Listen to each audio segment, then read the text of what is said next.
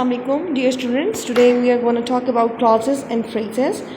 Let's move forward. Okay, now initially you can see we have to discuss the difference between phrase and clause. Clause and phrase are two important terms in English grammar. Clause and phrase are part of a sentence. Okay, whenever you have to talk about the phrase and clause, you have to associate or relate it with a sentence. Okay, so further. A clause has been discussed. A clause is a group of words that consist of subject and a verb, meaning a clause must have a subject and a verb, right? And first, as you can see earlier, what has been written, like it must include it must include words. Like a clause is a group of words. We are not just talking about a single word in it, and it must have a subject and a verb. Okay, the examples are given. He laughed. The guests arrived. So as you can see, we are having the subject and we are having the verb. And same is the case with another example. The guest arrived, like the guest, subject, and then followed by verb. A phrase is a group of words that does not consist of a subject and a verb. If it comes to phrase, so of course these are like we again talk about the group of words, but which does not include subject and a verb. Examples are given on a table. Group of words but not having a subject and a verb. Similarly, we are having under the tree, near the wall, on the roof, and at the door. These are the phrases without having a subject and a verb. Both the clause and the phrase may exist within a sentence. For instance, read the following sentence. Example, he's sleeping on the bed. Meaning, a single sentence can have phrase and clause. As I have given way to the example earlier, he's sleeping, it's a clause, on the bed is a phrase. The first part of a sentence, he's sleeping, is a clause because it has a subject and a verb. On the other hand, the remaining part of a sentence, on the bed, is a phrase because it lacks both the subject and the verb. Now what we have to do, we have to read the following examples. The underlined part of each sentence is a phrase, and the non-underlined is, of course, it's a clause. She's standing, having subject and verb, but rest part is he's standing on the roof is a phrase. The cat is sleeping under the table. She's drawing a map on the wall. She's waiting at the door. So like we are having certain cases in which a single sentence can have a a clause and a phrase. Now understanding the conceptual difference in clause and phrase.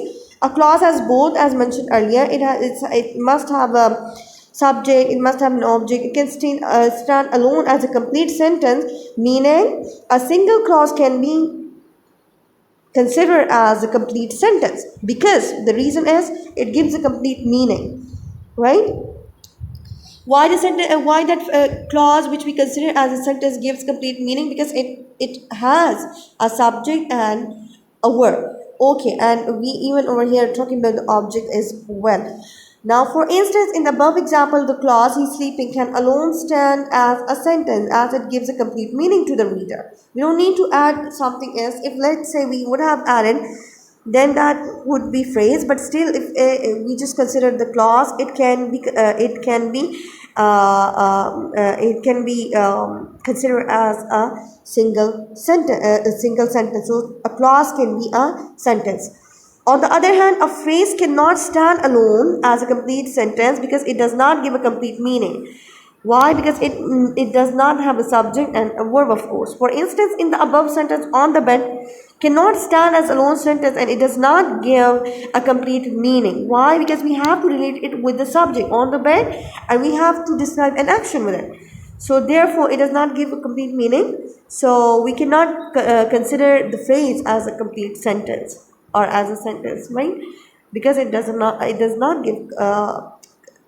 give a complete meaning. But a phrase collectively doesn't make a complete sense like a sentence. The purpose of phrase is to complement the overall structure of a sentence, of course. If we are talking about the phrase, it must have a purpose, and that is to add into the meaning of the clause. That's it. G. A simple sentence can be also called one clause. For instance, he laughed is a sentence, but it also is a clause. Some sentence may have more than one clause. Read the following examples. Like in certain cases, what do we have? You will find two clauses in a single sentence. As examples are given, I waited for him, but he did not come. He did not come. So, like a conjunction, you can see, right? And it has combined two clauses, and a single sentence has been made.